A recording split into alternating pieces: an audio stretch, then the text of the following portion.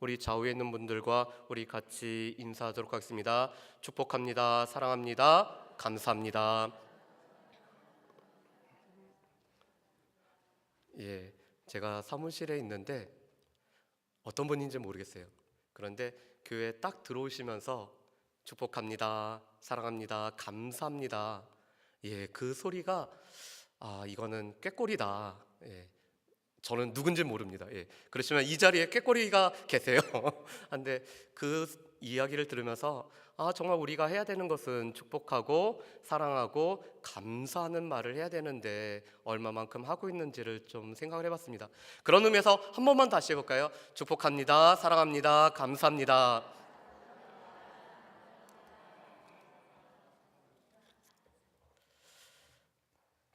예수님을 믿고 예수님처럼 이 땅 가운데 작은 예수로 살아가신 분들이 참 여러분이 있습니다. 혹시 여러분들은 장기려 박사라는 분을 알고 계시나요? 이분은 이 북녘 땅에서 태어나셨습니다.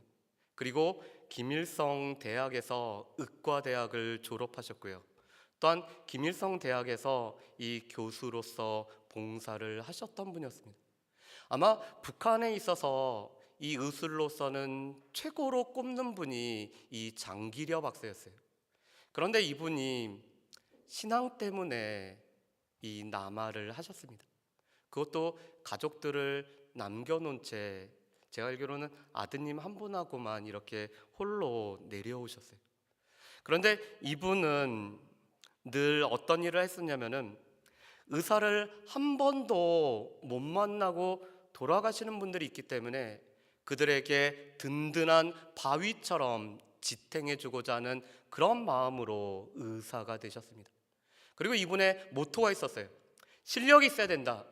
왜냐하면 실력이 없으면은 이 의술의 혜택을 받지 못하는 가난한 분들이 이 실력이 없는 의사를 만나서 힘들어서는 안 되기 때문에 이분은 실력이 있어야 된다라고 늘 주장을 하셨습니다. 그리고 이분은 우리나라에는 최초의 의료범이라고 할 수 있는 청십자 운동이라는 것을 이분이 시작을 하셨어요. 그리고 병원 원장인데 이 병원에 왔던 환우들 중에서 이 병원비가 없어서 쩔쩔매는 분들이 있으면은 몰래 불러다가 그 뒷문을 열어주고 가게 했습니다. 병원 입장으로는 큰일이죠.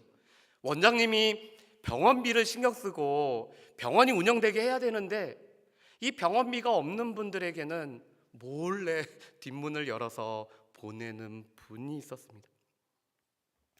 우리 가운데는 생명을 살릴 뿐만 아니라 생명을 공급하는 여러 분들이 있죠. 하나님께서 요셉을 사브나 바네아로 바꾸어 주셨던 이유는 요셉을 통해서 생명이 전달되고 요셉을 통해서 생명이 공급되어지며 또한 하나님의 생명이 퍼지기 위해서 이 요셉을 사브나 바네아로 세워가고 계십니다. 그런데 그것은 하나님께서 우리에게도 원하시는 것이에요.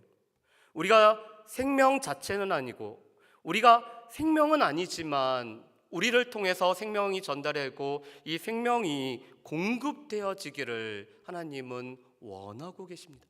그래서 우리는 우리의 삶의 현장에서 우리 각자가 사브나 바네아로 살아가야 됩니다. 오늘 우리가 살펴보면은 이 창세기 45장 1절부터 8절 말씀을 보면은 하나님과 늘 동행했었고 또 하나님의 시각으로 모든 것을 보았던 이 요셉의 삶에 관해서 몇 가지로 말씀을 합니다. 그래서 오늘 이 45장 말씀을 통해서 이 요셉에게 하나님께서 원하셨던 하나님의 계획이 무엇이었는지, 마침내 드러났던 하나님의 계획이 무엇인지를 함께 살펴보는 시간을 가졌으면 좋겠습니다. 오늘 말씀 가운데 우리가 처음 살펴볼 것은 이 요셉이라는 사람은 과거에 매이지 않은 사람이었다라는 것을 먼저 살펴보기를 원합니다. 요셉이 바로의 꿈을 해석한 대로 7년의 풍년 후에 흉년이 7년이 들게 되죠. 그런데 창세기 42장 9절 말씀에 보면은 애굽으로 양식을 사러 온 이 형제들에게 요셉은 꿈을 통해서 자신에게 주었던 꿈이 그대로 이루어지는 것을 이 요셉은 경험을 합니다. 그럼에도 불구하고 이 형들에게 자신을 드러내고 있지 않죠. 22년 만에 만난 형들에게 요셉은 결코 자신의 모습을 드러내지 않고 있습니다. 왜 그럴까요? 제가 지난번에도 말씀을 전해주면서 요셉은 분명히 애굽에서 가나안 땅으로 갈 수 있는 여러 번의 기회가 있었습니다. 그런데 그 기회가 많이 있었음에도 불구하고 형들이 찾아올 때까지 요셉 자신이 가나안 땅으로 가지 않았을 뿐만 아니라 또한 형들을 만났음에도 불구하고 형들에게 자신이 요셉인지를 드러내지 않고 있습니다. 왜 그랬을까요? 요셉은 하나님께서 자신을 이 어려운 가운데서 단련시키셨던 것처럼 과연 형들은 변화가 되었는지를 이 요셉은 알고 싶었습니다. 그래서 요셉이 두 차례에 걸쳐서 요셉이 시험을 하고 있어요. 첫 번째로는 이 형들에게 정탐꾼이라는 누명을 씌워서 형들에게 어려움을 주고 있습니다.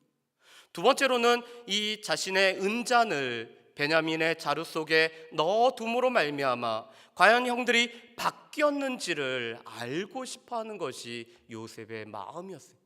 그래서 요셉이 하는 이 시험이란 것은 우리의 믿음의 정도, 우리의 삶의 정도, 우리의 변화된 정도를 알고자 하는 테스트로서의 시험을 행하고 있습니다. 그런데 요셉이 이 처음 만나서 정탐꾼으로 몰 때 형들의 고백이 있죠. 우리 말씀을 한 군데 찾아보실까요? 우리 창세기 42장 21절에서 22절 말씀을 우리 한번 같이 살펴봤으면 좋겠습니다. 창세기 42장 21절에서 22절 말씀 우리 같이 한번 읽어보실까요? 같이 읽겠습니다. 그들이 서로 말하되 우리가 아우의 일로 말미암아 범죄하였도다. 그가 우리에게 애걸할 때 그 마음의 괴로움을 보고도 듣지 아니하였으므로 이 괴로움이 우리에게 임하도다. 루벤이 그들에게 대답하여 이르되 내가 너희에게 그 아이에 대하여 죄를 짓지 말라고 하지 아니하였더냐. 그래도 너희가 듣지 아니하였느니라. 그러므로 그의 핏값을 치르게 되었도다 하니 아멘. 여러분, 고난이 주는 유익 중에 하나는 제가 이 고난에 대해서 우리가 어떻게 대해야 되는지 두 가지 자세에 관해서 말씀드린 적이 있습니다. 다른 사람이 고난을 당하고 있을 때 우리의 자세는 긍휼의 자세가 필요하다고 말씀했죠. 다른 사람들이 고난을 겪고 어려움을 겪고 있을 때는 긍휼의 시각으로 바라보는 것들이 필요합니다. 하나님께서 저 사람에게 하실 일이 있기 때문에, 또 하나님께서 어떤 일을 계획하셨기 때문에 하나님께서 이런 어려움을 주셨다라는 것들을 우리가 늘 살펴보면서 다른 사람들이 어려움을 갖고 있을 때는 긍휼의 시각으로 살펴봐야 됩니다. 그렇지만 우리에게 어려움이 당했을 때 맨 처음으로 해야 될 것은 무엇이냐면은 혹여나 나의 잘못으로 인해서 나의 죄악으로 말미암아 나에게 어려움이 주어진 것은 아닌지 살펴보는 일들이 필요합니다. 물론 고난은 늘 우리의 죄의 문제 때문에 오지 않죠. 제가 그래서 그 주일날 저녁에도 분명히 그렇게 말씀드렸습니다. 요한복음 9장에 있는 말씀처럼 하나님께서 하실 일이 있기 때문에 우리의 삶에 고난을 주실 때도 있어요. 그렇지만 요한복음 5장에 있는 것처럼 38년 된 이 병자는 분명히 죄 때문에 고난이 왔습니다. 그래서 우리 자신들을 살펴봐야 될 것은 이 어려움이 혹여나 나의 잘못으로, 나의 죄악으로 나에게 어려움이 온 것은 아닌지 살펴보는 일들이 필요합니다. 그런데 오늘 그 형들이 그랬어요. 요셉의 형들이 요셉을 통해서 오늘 시험을 당하고 어려움에 당했을 때 그들은 22년 전에 요셉을 죽이려고 했었던 사건, 요셉이 오늘 어려운 가운데 애걸함을 할 때도 괴로움을 듣지 않았던 자신들의 그 일들을 생각해냅니다. 그리고는 우리가 그 핏값을 이제 치르게 되었다라고 오늘 그들이 고백을 하고 있습니다. 여러분, 하나님께서 요셉을 통해서 형들을 시험하셨던 이유는 그들을 돌아보게 하심이었어요. 그리고 형들의 입장에서 한번 생각해 볼까요? 아마 처음에는 요셉의 채색 옷을 벗기고 요셉을 구덩이에 던지고 또한 요셉을 팔아 넘겼을 때 그 마음에 묵은 채증이 싹 내려간 것처럼 아마도 시원한 마음이 있었을 것입니다. 그렇지만 1년이 지나고 2년이 지나고 3년이 지나고 10년이 지나고 20년이 지나고 22년이 지난 지금에는 그 형들의 마음은 어땠을까요? 아마 처음의 마음하고는 달랐을 것입니다. 하룻밤도 아마 두 다리 쭉 펴고 자지는 못했을 거예요. 왜냐하면 동생의 그 우걸함, 동생의 그 애걸할 때의 그 마음이 그들 머리 가운데는 떠오르기 때문에 그들은 하루도 편하게 자지 못했을 것입니다. 여러분, 하나님께서 우리 가운데 주신 이 은혜 중에 하나는 무엇이냐면은 우리 가운데 양심이란 것을 주셨다라는 것이에요. 하나님께서 우리 가운데 주신 이 일반 은총 가운데 하나는 뭐냐면은 양심이란 것을 주셨습니다. 이 양심을 통해서 우리는 우리 자신들을 돌아볼 수 있는 계기들이 생깁니다. 나의 잘못으로 말미암아, 나의 실수로 인해서 다른 사람들에게 어려움을 겪었을 때 그것으로 인해서 마음 아파하는 양심이 작용이 됩니다. 당시에는 화가 나서 화를 주체할 수 없어서 큰 소리도 내고 싫은 소리도 하고 듣기에 합당하지 않은 소리도 했지만 시간이 지나서는 그때 내가 참지 못하고 내가 그 화를 바란 것 때문에 마음이 아파하는 일들이 우리 가운데 있어야 합니다. 누군가를 미워했기 때문에 이 미워한 마음이 너무 커져서 그 사람에 관해서 때로는 잘못된 이야기를 했을지라도 그 미워함 때문에 생겨난 일로 인해서 마음속에 찔림이 우리 가운데는 있어야 됩니다. 그것이 무엇이냐면 바로 하나님께서 우리에게 주신 양심의 기능. 그런데 내가 화를 참지 못하고 이 화를 발해서 다른 사람에게 상처를 줬는데도 불구하고 그것이 나에게 조금도 영향을 끼치지 못하거나 다른 사람에게 잘못을 했는데도 불구하고 나의 잘못을 마음 아파하지 않는다라면은 우리의 양심이 굳어버려 있는 건지도 모릅니다. 그렇기 때문에 하나님께서 우리에게 주신 이 양심이 제대로 기능을 할 수 있도록 우리의 잘못을 양심이 깨달을 수 있도록 우리는 하는 일들이 필요합니다. 그런데 오늘 하나님께서는 이 어려움을 통해서 형들의 그 양심을 지금 깨우고 있어요. 그렇기 때문에 그들은 22년 전에 요셉에게 행했던 그 잘못을, 그 핏값을 치르게 되었다라고 오늘 형들이 오늘 고백을 하고 있습니다. 그런데 오늘 이 요셉은 베냐민을 대동한 두 번째 형들을 만나면서 요셉은 속으로 울고 있지만 여전히 엄한 모습으로 오늘 형들을 모른 척하고 있습니다. 그리고는 이 베냐민에게 오늘 은잔을 넣음으로 말미암아 요셉이 또 한 번의 시험을 하고 있어요. 왜냐하면 그 형들이 정말로 바뀌었는지 그 형들이 정말로 변했는지 알고자 해야 함이었습니다. 그런데 요셉의 형들도 바뀌었어요. 베냐민을 만약 아버지 앞에 데려가지 않는다라면은 이 아이와 아버지의 목숨이 연결되어 있기 때문에 이 아이가 가지 못하면은 아버지도 죽게 됩니다. 차라리 나를 대신 붙잡고 이 동생은 풀어달라고 간절하게 요청을 합니다. 이 모습을 보고 나서 오늘 요셉은 더 이상 그 정을 억제하지 못하고 울음으로써 오늘 반응을 하고 있습니다. 그게 바로 1절부터 3절까지 말씀이에요. 그래서 요셉의 울음소리는 바로의 궁궐에까지 들렸다라고 말씀을 하고 있습니다. 그런데 오늘 4절 말씀에 보면은 드디어 요셉이 자신에 관해서 오늘 드러내고 있습니다. 우리 4절과 5절 말씀을 우리 한번 같이 읽어보실까요? 4절과 5절 말씀입니다. 우리 같이 한번 읽어보겠습니다. 4절과 5절입니다. 요셉이 형들에게 이르되 내게로 가까이 오소서. 그들이 가까이 가니 이르되 나는 당신들의 아우 요셉이니 당신들이 애굽의 판자라.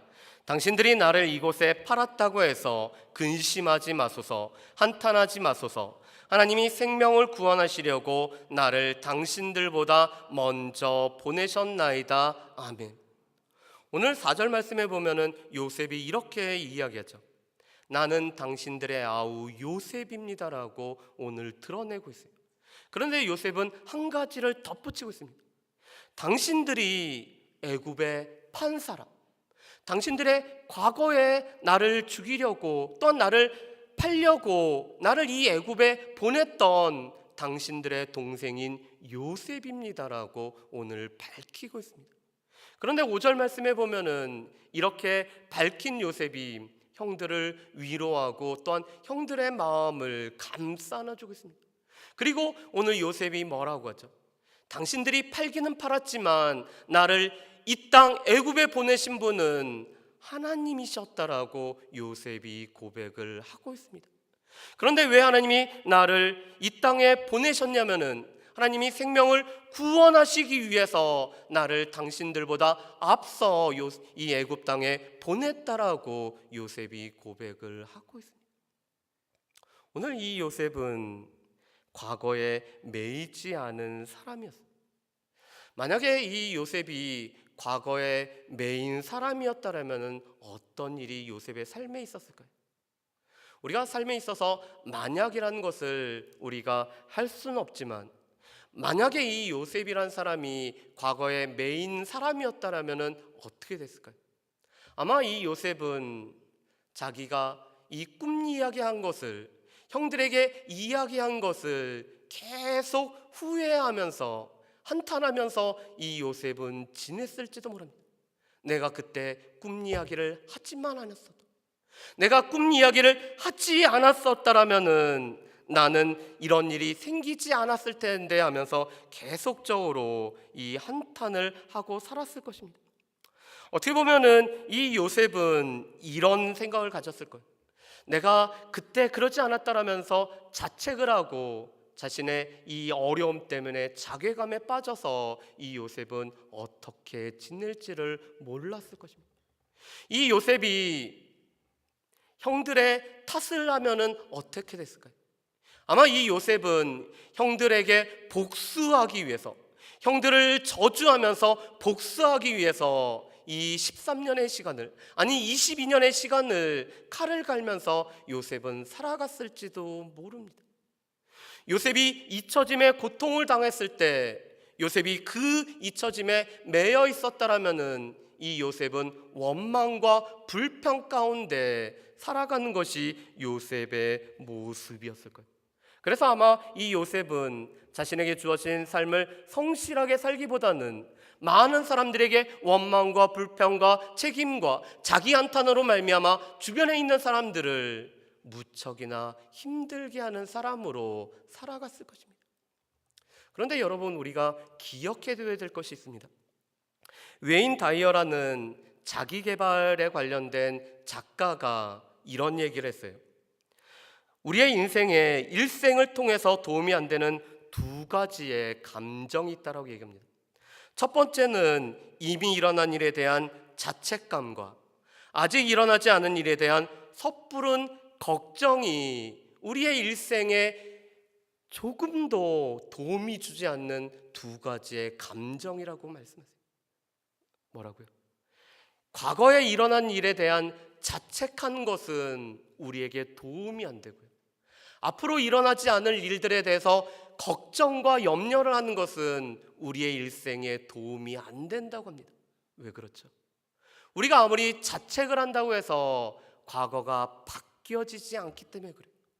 그리고 아직 일어나지 않는 일들에 관해서 우리가 섣부르게 걱정을 하게 되면은 우리가 마비가 되어서 우리 가운데 일어날 일에 관해서 우리가 능동적으로 대처하지 못하기 때문에 그렇습니다.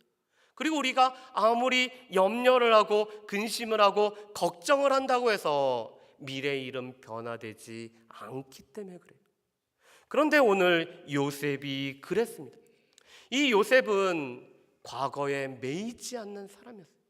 이 과거에 매이지 않았기 때문에 자책이라는 쓸데없는 감정으로 인해서 이 마음을 소모하지 않았을 뿐만 아니라 주변의 사람들을 원망하고 탓하지 않았을 뿐만 아니라 주변의 사람들을 복수하기 위해서 이 시간들을 죽이는 일들을 이 요셉은 하지 않았습니다.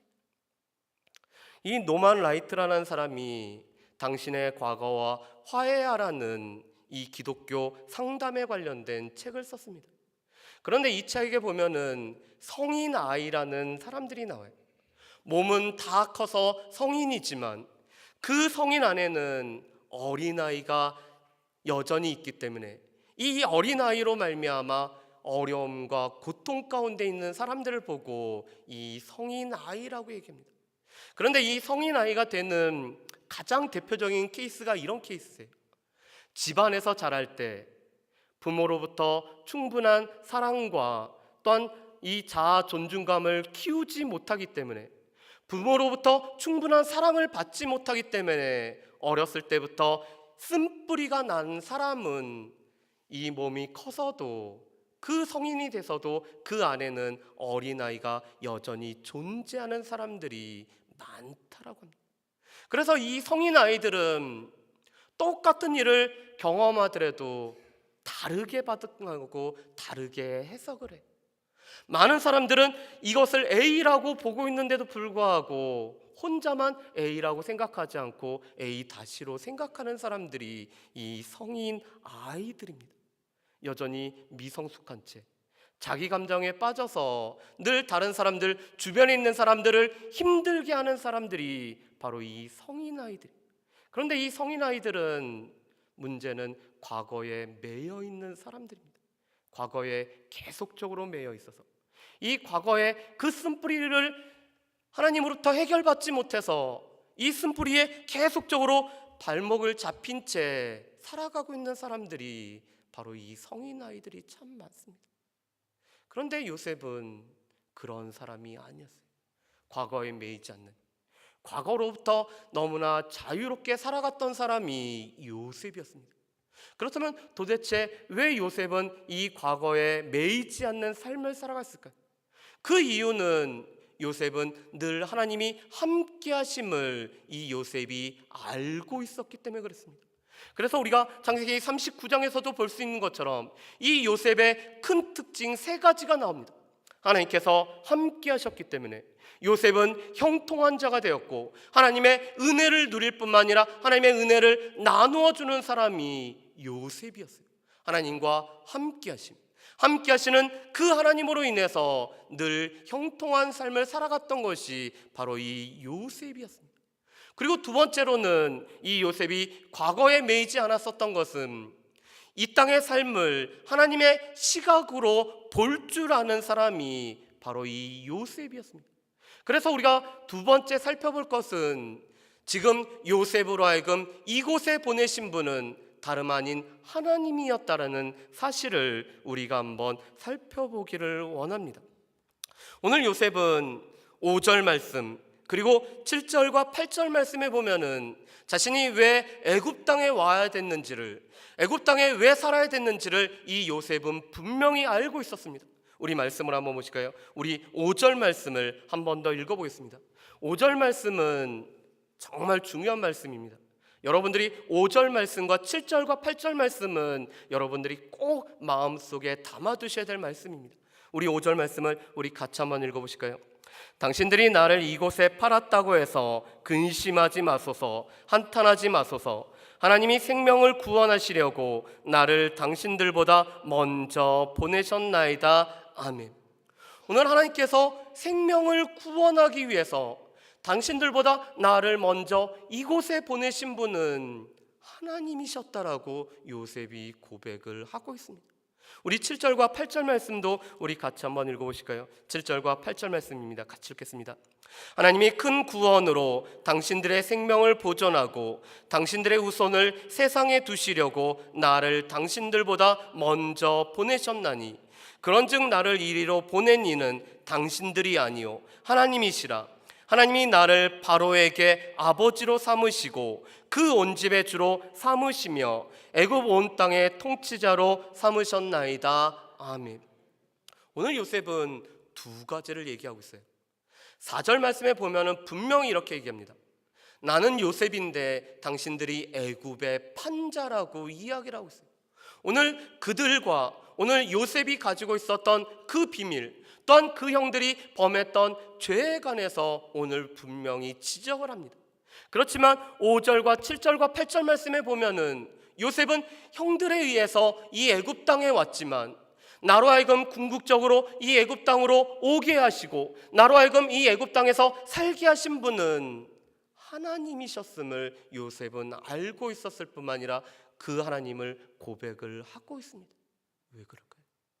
하나님께서 큰 계획 가운데 그 형들의 이 선택마저도 선용하시고 하나님께서 일을 하고 계셨음을 요셉은 분명히 알고 있었기 때문에 그렇습니다. 아마 요셉의 삶에 관해서 믿지 않는 사람들은 이렇게 생각을 했을 거예요. 이 요셉은 형들에 의해서 애굽 땅에 팔려왔다가 자신의 힘으로 말미암아 자수성가한 나머지 바로에 의해서 발탁되어 애굽의 총리가 된 사람이 요셉이라고 믿지 않는 사람들은 그렇게 생각할 것입니다. 그렇지만 오늘 성경에서 말씀하는 그리고 이 요셉의 입술을 통해서 나오는 말은 이것입니다. 하나님의 은혜 가운데 오늘 바로의 아버지와 또한 그 바로의 모든 일들을 감당하는 총리로 세우신 분은 하나님이셨고 하나님께서는 그 형들의 계획마저도 하나님의 뜻을 이루어 가기 위해서 선용하신 분이 바로 하나님이라고 오늘 요셉은 고백을 하고 있습니다. 여러분, 우리가 분명히 기억을 해야 될 것은 하나님께서는 우리의 삶을 하나님께서 아실 뿐만 아니라 또한 우리의 선택한 그 선택을 통해서도 하나님의 선한 계획과 하나님의 선한 일들을 이루어 가시는 분이 우리가 섬기는 하나님이란 사실들을 우리는 분명히 기억을 하셔야 됩니다. 그래서 우리가 늘 잘 새겨야 될 말씀이 로마서 8장 28절 말씀이죠. 로마서 8장 28절에 이렇게 말씀합니다. 우리가 알거니와 하나님을 사랑하는 자 곧 그 뜻대로 부르심을 입은 자들에게는 모든 것이 합력하여 선을 이루느니라. 아멘. 여러분, 오늘 이 로마서 8장 28절에 우리 가운데 중요한 말씀을 합니다. 하나님을 사랑하는 자, 정말로 그 삶에서 하나님을 너무너무 사랑할 뿐만 아니라 하나님의 사랑이 아니고서는 삶을 살아갈 수 없음을 고백하는, 은혜 아니면 살아갈 수 없다는 것을 고백하는 자들, 곧 하나님의 뜻대로 부르심을 입은 자들에게는 모든 것이 합력하여 선을 이루어 가신다라는 것입니다. 오늘 이 요셉의 형들의 악한 계획들, 요셉을 죽이고자 했던 이 형들의 악한 계획마저도 오늘 하나님을 너무나 사랑했을 뿐만 아니라 하나님께서 그 뜻대로 부르신 이 요셉을 위해서 하나님께서는 합력하여 선을 이루어지는 방향으로 하나님께서는 만들어 가고 계세요.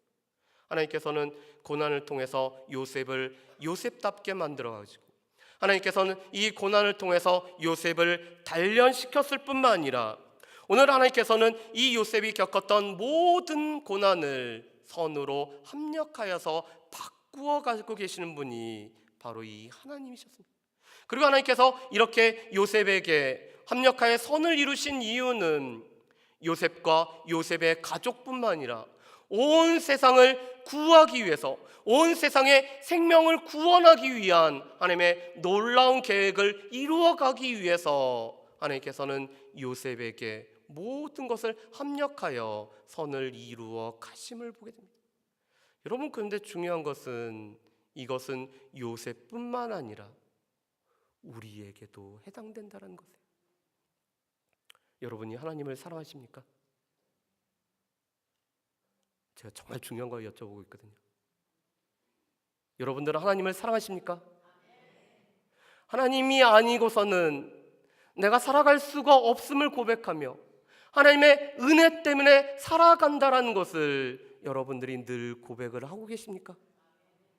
그렇다면은 우리는 하나님의 선한 뜻대로 부르심을 받은 사람들입니다.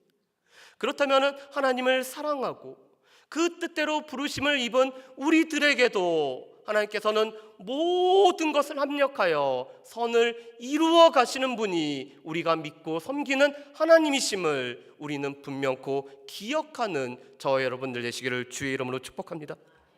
그런데 하나님께서는 우리에게도 선을 이루시는 이유는 요셉을 요셉되게 하시고 요셉을 통해서 생명을 전달하기 위함처럼 하나님께서는 우리를 통해서 생명을 전달하고 생명을 공급하기 위해서 우리에게 모든 것을 합력하여 선을 이루어 가시는 것입니다. 우리로 하여금 우리가 어디에서 살든지 우리가 어디에 있든지 우리가 어디에 존재하든지 하나님께서는 우리를 통해서 하나님의 생명이 전달되고 하나님의 생명이 공급되어지고 우리를 통해서 생명이 나타내기 위해서 우리 가운데 모든 것을 합력하여 선을 이루어 가십니다. 가끔 저한테 왜 제천에 오게 됐냐고 물어보시는 분들이 있습니다. 저도 제천 정말 몰랐습니다. 예전에 영월로 제가 청년교회 청년부를 맡아서 수련회를 갈 때 딱 한 번 밥 먹으러 들렸던 데가 제천이었어요. 그리고는 제천을 제자 하나 몰랐습니다. 그런데 하나님께서 몇 년 전에 제천으로 부르셨고 또한 제천 땅에 살게 하셨습니다. 지금 이 자리에 앉아 계신 분들이 왜 제천 땅에 살고 계신지를 저는 다 알지 못해요. 어떤 분들은 제천이 고향이셔서 살아오신 분들도 있을 거고 또 하나님께서 어떠한 이유로 인해서 이 땅에 보내셔서 제천 땅에서 10년, 20년, 30년 아니 그 이상으로 살아오신 분들도 있을 것입니다. 그런데 여러분 기억해야 될 것은 나의 발걸음과 나의 계획 가운데 내가 제천에 왔다라고 생각하지만 나를 이 제천 땅에 보내신 분은 누구냐면은 바로 하나님이시라는 것을 여러분들이 기억하며 살아가길 원합니다. 우리를 제천 땅에 보내시고 이 제천 땅에서 살게 하신 분은 다른 분이 아니라 하나님이세요. 그러면 하나님께서 왜 우리로 하여금 이 제천 땅에 살게 하실까요? 하나님께서 우리의 삶에 합력하여서 선을 이루어 가시고 그리고 우리를 통해서 하나님의 생명이 증거되고 생명이 전달되고 우리를 통해서 생명이 나타나게 하기 위해서 이 제천 땅에 살아가게 하는 것입니다. 바라기는 우리를 이 제천 땅에 보내신 하나님, 우리를 통해서 생명이 전달되기를 원하신 하나님, 우리를 통해서 생명이 나타내기를 원하시는 그 하나님을 늘 마음에 품고 살아가는 저 여러분들 되시기를 주의 이름으로 축복합니다. 마지막으로 오늘 세 번째 살펴볼 것은 요셉은 과거에 매이지 않았었고 또한 하나님께서 이 애굽 땅에 자신을 보내신 것을 이 요셉이 인정했기 때문에 요셉은 형들을 용서해 줄 수 있는 사람이 바로 이 요셉이었습니다. 제가 몇 년 안 살아왔지만 또 신앙생활도 얼마 안 했지만 제가 목회를 사역을 한 지가 20년밖에 안 되지만 제가 목회를 하면서 느끼는 거는 우리 가운데 참 어려운 게 두 가지가 있는 것 같아요. 첫 번째로는 마음을 지킨다는 것이 너무너무 어렵다는 것을 알게 됩니다. 두 번째로는 용서라는 것 같아요. 우리 가운데 가장 많이 듣는 것 중에서도 용서라는 것을 우리가 듣죠. 그리고 우리가 마땅히 행해야 되는 것이 용서라는 것을 알고 있습니다. 그렇지만 가장 하기 힘든 것은 용서인 것 같아요.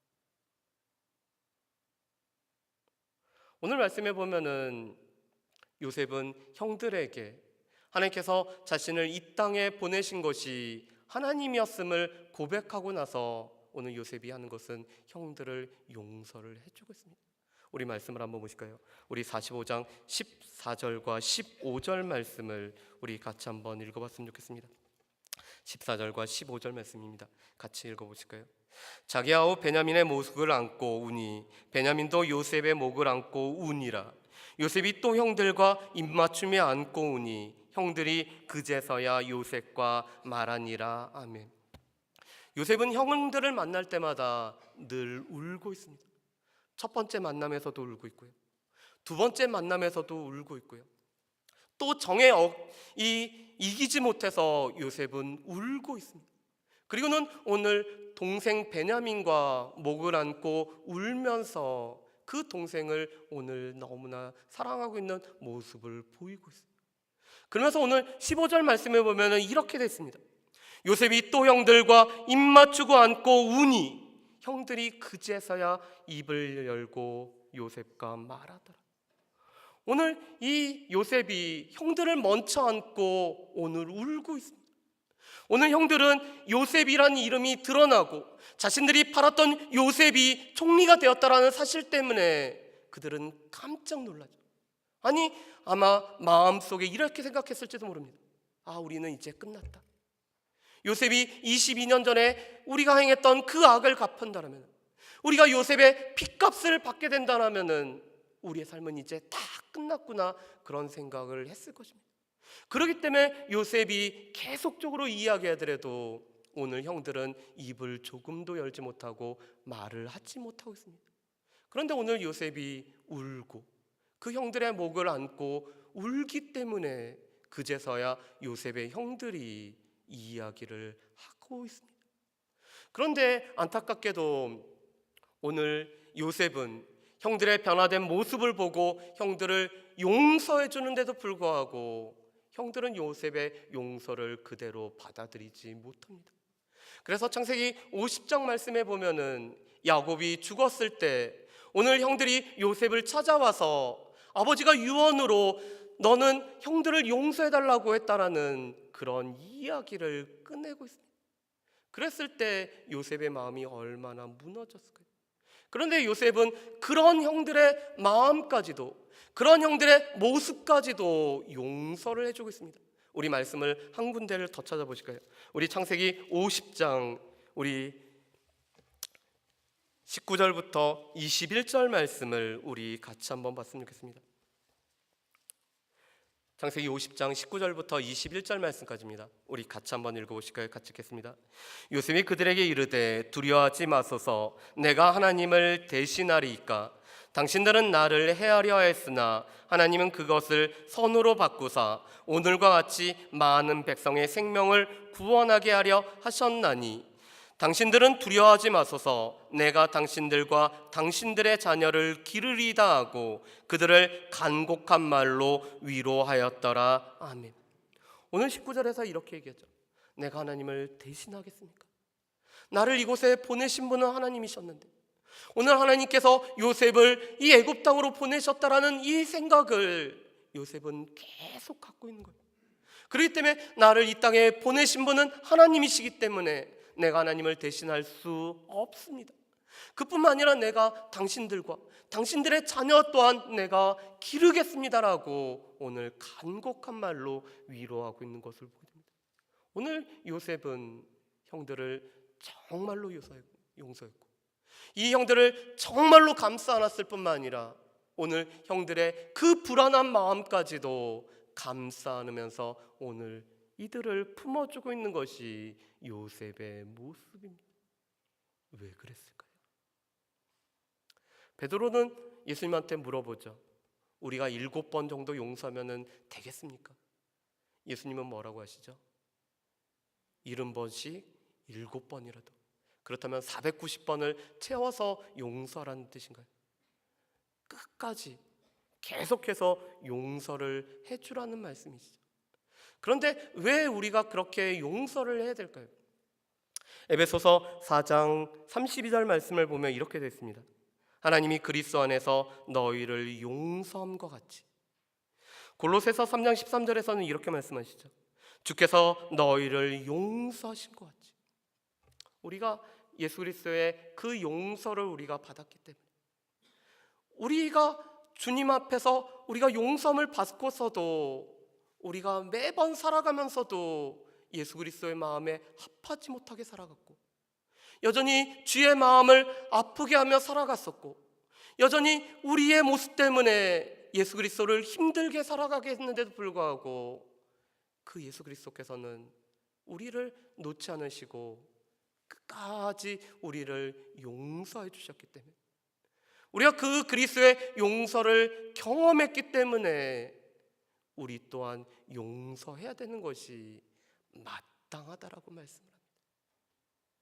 물론 이 용서에는 꼭 필요한 게 있어요. 오늘 요셉도 형들이 변화됐는지를 보면서 용서를 해줍니다. 왜 그럴까요? 용서를 구하는 사람이 정말로 바뀌었는지를 확인할 필요가 있어요. 오늘 우리는 무턱대고 용서하는 게 아니라 이 사람이 정말 용서할 수 있게 바뀌어졌는지, 그리고 그 용서를 받아들일 수 있는 사람으로 변화됐는지 우리는 또 알아야 될 필요가 있습니다. 그렇지만 그게 확실하다라면은 우리는 어떻게 해서든지 용서를 해줘야 되죠. 왜냐하면은 우리가 그리스도의 용서함을 받았기 때문에, 그리스도께서 우리의 죄를 기억지도 아니하고 동에서 서에 먼 것처럼 멀리 하셨고 여전히 우리를 받아주셨기 때문에, 우리를 받아주신 그 그리스도의 모습 때문에 우리는 용서를 해야 되죠. 말씀을 마치겠습니다. 여러분들은 과거에 매이지 않는 삶을 살아가고 계시나요? 과거에 매여서 과거의 일들이 아직까지도 발목을 잡고 있어서 자책과 이 다른 사람에 대한 탓과 원망과 불평 가운데 여전히 살아가고 계시나요? 어렸을 때 받았던 그 상처로 인해서, 어렸을 때 있었던 그 상처가 치유받지 못해서 그 상처로 인해서 여전히 몸은 성인이 됐지만 그 안에는 아이가 있는 성인 아이로서 여전히 살아가고 있지는 않습니까? 우리의 삶에서 하나님께서 우리를 보내신 것, 나의 삶의 배후에 하나님이 계시고 하나님께서 일하실 뿐만 아니라 역사하시고 나의 삶을 통해서 하나님이 일하고 계신다는 것을 우리는 분명히 확신하면서 살아가고 계십니까? 나를 이 땅에 보내신 분, 하나님을 사랑하는 나를 위해서 모든 것을 합력하여 선을 이루시는 분이 내가 믿고 섬기는 하나님이심을 늘 확신하면서 살아가고 계십니까? 그렇다면 지금 이 순간 일어나는 일들조차도 하나님께서 분명히 하나님의 선한 일을 위해서 합력하여 선을 이루어 가시는 방향으로 만들어 가고 계실 것입니다. 마지막으로 우리가 하나님이 우리의 삶의 배후에 계시기 때문에, 우리가 그리스도의 용서함을 받았기 때문에 우리 또한 다른 사람들을 용서를 해주고 계시네요. 히브리서 기자는 우리에게 이렇게 말씀합니다. 우리 가운데는 하나님과 거룩함을 누려야 되고 다른 형제 자매들과는 화평함을 이루어야 되는 것이 그리스도의 삶이라고 말씀하세요. 하나님과 우리 사이의 수직적인 관계에서는 거룩함이라는 것이 이루어져야 되고, 우리의 수평적인 삶 가운데는 화평함이라는 것이 이루어져야 되는 것이 오늘 예수 그리스도를 믿는 이 십자가의 삶을 살아가는 우리의 삶의 모습이라고 말씀합니다. 우리는 하나님과 거룩함을 누릴 뿐만 아니라 사람 사이에서는 화평함을 누리기 위해서 용서를 하고 용서를 받을 수 있는 저 여러분들인지를 한번 되돌아보는 이 시간 되기를 주의 이름으로 축복합니다. 기도하겠습니다.